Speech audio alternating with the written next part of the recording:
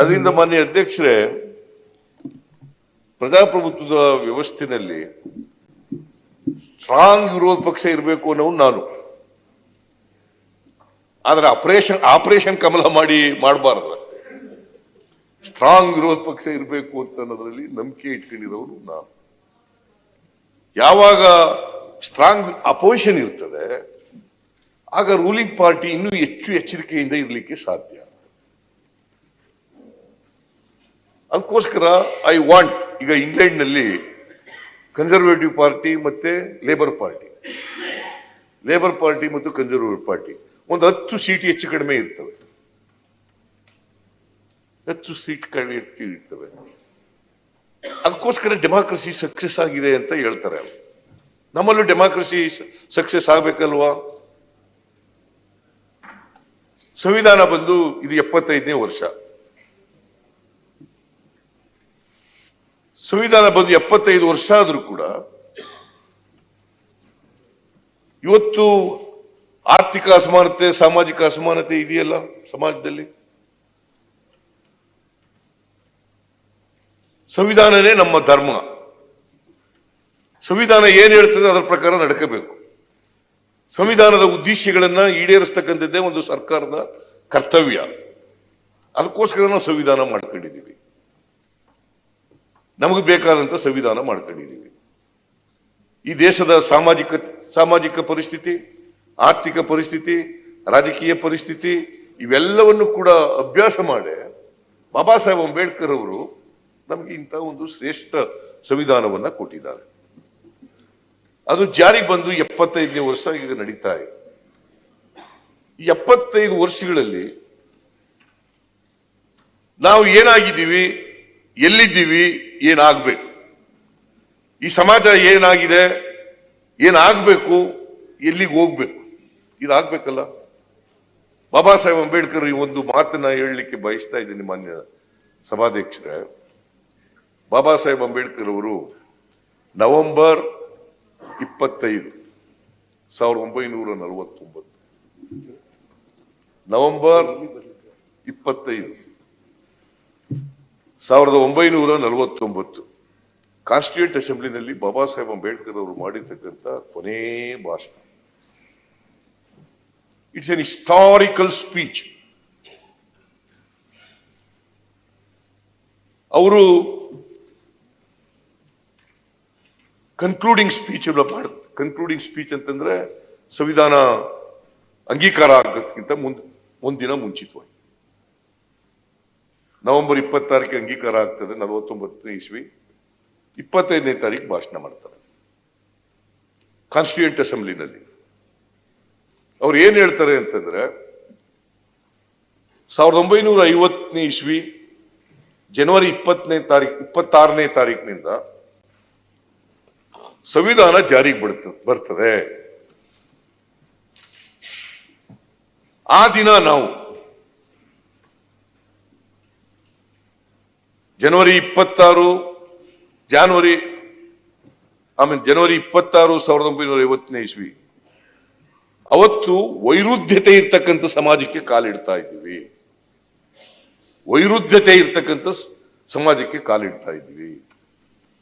ಸಾಮಾಜಿಕ ಅಸಮಾನತೆ ಇದೆ, ಆರ್ಥಿಕ ಅಸಮಾನತೆ ಇದೆ, ರಾಜಕೀಯ ಅಸಮಾನತೆ ಇದೆ.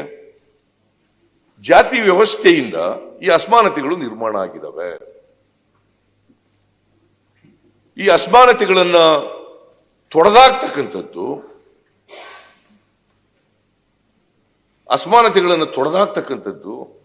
ಕೇಂದ್ರ ಸರ್ಕಾರ, ರಾಜ್ಯ ಸರ್ಕಾರಗಳಿರ್ಬೋದು, ಕೇಂದ್ರಾಡಳಿತ ಪ್ರದೇಶಗಳಿರ್ಬೋದು, ಇವುಗಳ ಜವಾಬ್ದಾರಿ. ನಾವು ಇಷ್ಟು 74 ವರ್ಷಗಳು ತುಂಬಿದ್ರೂ ಕೂಡ ಇನ್ನೂ ಅಸಮಾನತೆಗಳನ್ನು ತೊಡೆದಾಕ್ಲಿಕ್ಕೆ ಸಾಧ್ಯ ಆಗಿಲ್ಲ. ಬಾಬಾ ಸಾಹೇಬ್ ಅಂಬೇಡ್ಕರ್ ಅವರು ಅವತ್ತೇ ಎಚ್ಚರಿಸಿದ್ದಾರೆ. ಈ ಅಸಮಾನತೆಗಳನ್ನು ತೊಡೆದಾಕದೆ ಹೋದ್ರೆ ಅಸಮಾನತೆಯಿಂದ ನರಳದಂತ ಜನ, ಅವರು ದಲಿತರು ಇರ್ಬೋದು, ಆದಿವಾಸಿಗಳಿರ್ಬೋದು, ಹಿಂದುಳಿದವರು ಇರ್ಬೋದು, ಅಥವಾ ಎಲ್ಲ ಶೂದ್ರರು ಇರ್ಬೋದು, ಅವರು ರಾಜಕೀಯ ಪ್ರಜಾಪ್ರಭುತ್ವ ಅದ ಸೌಧ ಇದೆಯಲ್ಲ ಈ ದೇಶದಲ್ಲಿ, ಈ ಸೌಧವನ್ನ ಯಾರು ಸಾಮಾಜಿಕ ಆರ್ಥಿಕ ಅಸಮಾನತೆಯಿಂದ ನರಳ್ತಾರೆ ಆ ಜನನೇ ಧ್ವಂಸ ಮಾಡಿಬಿಡ್ತಾರೆ, ಎಚ್ಚರಿಕೆಯಿಂದ ಇರಬೇಕು ಅಂತ ಭಾಷಣ ಮಾಡಿದ್ದಾರೆ. ಇದು ನನ್ನ ಭಾಷಣ ಅಲ್ಲ, it is a speech made by Baba Saheb Ambedkar on the floor of the constituent assembly. ಸಹನೆ ಕಟ್ಟೆ ಹೊಡೆದಿಲ್ಲ, ನೀನ್ ಹೇಳ್ತಾ ಇರೋದು ಅಷ್ಟೇ. ಸಹನೆ ಏನಿರ್ಲಿಲ್ಲ, ಅವರು ಎಚ್ಚರಿಕೆ ಕೊಟ್ಟರು ಅಷ್ಟೇ. ಸಹನೆ ಒಡೆದೋಗ್ಬಿಟ್ರು, ಕಟ್ಟೆ ಪ್ರವಾಹ ಬಂದ್ಬಿಟ್ಲಿಲ್ಲ. ಅವರು ಎಚ್ಚರಿಕೆಯ ಮಾತುಗಳನ್ನ ಹೇಳಿದ್ರು ಸಮಾಜಕ್ಕೆ, ರಾಜಕಾರಣಿಗಳಿಗೆ. ಗೊತ್ತಾಯ್ತಾ? ಅಷ್ಟೊತ್ತಿಗಾಲೇ ಸ್ವಾತಂತ್ರ್ಯ ಬಂದ್ಬಿಟ್ಟಿತ್ತು.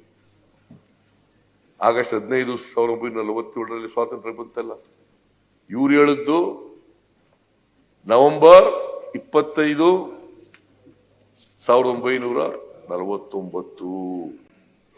ಬರ್ಕೋ, ಬರ್ಕೊಂಡಿದ್ಯಾ? ಸರಿ. ಅವತ್ತು ಎಚ್ಚರಿಕೆಯ ಮಾತುಗಳನ್ನು ಈ ದೇಶಕ್ಕೆ ಬಾಬಾ ಸಾಹೇಬ್ ಅಂಬೇಡ್ಕರ್ ಅವರು ಕೊಟ್ಟರು. ಇನ್ನೂ ಅಸಮಾನತೆ ಇದೆ. ಅದಕ್ಕೆ ರಾಜಕೀಯ ನಾವು ಇನ್ನೂ ಒಂದು ಮಾತು ಹೇಳ್ತಾರೆ ಅವರು. ಸಂವಿಧಾನ ರಚನೆ ಆದ್ಮೇಲೆ ಒಂದು ಮಾತು ಹೇಳ್ತಾರೆ, ಸಂವಿಧಾನ ಜಾರಿ ಆದ್ಮೇಲೆ ಒಂದು ಮಾತು ಹೇಳ್ತಾರೆ. ನಮ್ಮ ದೇಶಕ್ಕೆ ಸ್ವಾತಂತ್ರ್ಯ ಬಂದದ್ದು ಸಾರ್ಥಕ ಆಗ್ಬೇಕಾದ್ರೆ, ನಮ್ಮ ದೇಶಕ್ಕೆ ಸ್ವಾತಂತ್ರ್ಯ ಬಂದದಕ್ಕೆ ಸಾರ್ಥಕ ಆಗ್ಬೇಕಾದ್ರೆ ಯಾರು ಸಮಾಜದಲ್ಲಿ ದುರ್ಬಲ ವರ್ಗದವರು ಇದ್ದಾರೆ, ಅವಕಾಶಗಳಿಂದ ವಂಚಿತರಾಗಿದ್ದಾರೆ, ಆ ಜನರಿಗೆ ಸಾಮಾಜಿಕ ಆರ್ಥಿಕ ಸ್ವಾತಂತ್ರ್ಯ ಎಲ್ಲಿವರೆಗೆ ಸಿಗಲ್ಲ ಅಲ್ಲಿವರೆಗೆ ಸ್ವಾತಂತ್ರ್ಯ, ರಾಜಕೀಯ ಸ್ವಾತಂತ್ರ್ಯ ಬಂದದಕ್ಕೆ ಅದು ಸಾರ್ಥಕ ಆಗಲ್ಲ. ದಟ್ ಈಸ್ ವಾಟ್ ಬಾಬಾ ಸಾಹೇಬ್ ಅಂಬೇಡ್ಕರ್ ಅವರು ಈ ದೇಶಕ್ಕೆ ಹೇಳಿರ್ತಕ್ಕಂಥ. ಅದಕ್ಕೆ ಕುವೆಂಪು ಅವರು ಏನ್ ಹೇಳಿದ್ದಾರೆ ಗೊತ್ತಾ, ಮಿಸ್ಟರ್ ಭೋಜೇಗೌಡ? ಅದು ಬೇರೆ. ಸರ್ವೋದಯವಾಗಲಿ ಸರ್ವರಲಿ. ಎಂತದು? ಸರ್ವೋದಯವಾಗಲಿ ಸರ್ವರಲಿ. ಕುವೆಂಪು ಅವರು ಹೇಳಿರೋದು ಇದು. ಅಲ್ಲ, ಅವರು ಒಂದೊಂದ್ಸಾರಿ ಹಾಡುಗಳೆಲ್ಲ ಹೇಳ್ತಾರಲ್ಲ, ಅದಕ್ಕೆ ಅವ್ರು ಕೇಳ್ತಾ ಇದ್ದಾರೆ. ಸರ್ವೋದಯ ಆಗಲಿ ಸರ್ವರಲ್ಲಿ, ಸಮ ಬಗೆಯ ಸಮ ಸುಖದ ಸಮ ದುಃಖದ ಸಾಮರಸ್ಯ. ಇರ್ಲಿ, ಕೂತ್ಕ. ಅವ್ರಿಗೆ ಮಾತಾಡಬೇಡಿ ನೀವು, ಅದರಂತೆ ನಡ್ಕೋಬೇಕು. ಅದು ಹೇಳ್ಬಿಟ್ಟು ಅವ್ರ ಜೊತೆ ಸೇರ್ಕಂದ್ರೆ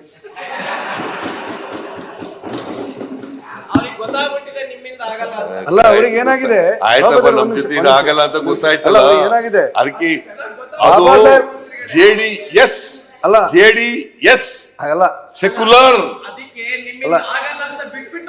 ಅಲ್ಲ, ಅವ್ರಿಗೆ ಏನಾಗಿದೆ? ಮುಖ್ಯಮಂತ್ರಿಗಳೇ, ಈಗ ನೀವೇನ್ ಇಟ್ಕೋಬೇಕು ಅಂದ್ರೆ JDC.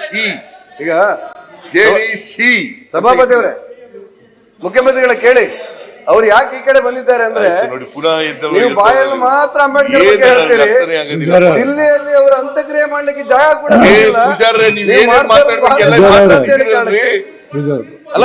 ಮಾತಾಡಿದ್ರೆ ಆಮೇಲೆ ಬಾಬಾ ಸಾಹೇಬ್ ಅಂಬೇಡ್ಕರ್ ಬಗ್ಗೆ ನೀವು ಬಾಯಲ್ಲಿ ಮಾತ್ರ ಮಾತಾಡ್ತೀರಿ, ಅವ್ರ ಅಂತ್ಯಕ್ರಿಯೆ ಕೂಡ ದಿಲ್ಲಿಯಲ್ಲಿ 10 ಅಡಿ ಜಾಗ ಕೊಡ್ಲಿಲ್ಲ ಅನ್ನುವಂತ ನೋವು ಇರುವುದರಿಂದ ಅವ್ರು ಈ ಕಡೆ ಬಂದಿದ್ದಾರೆ. ಆಯ್ತು, ಅದು ನಿಜನೇ. ಕೂತ್ಕೊಳ್ಳಿ.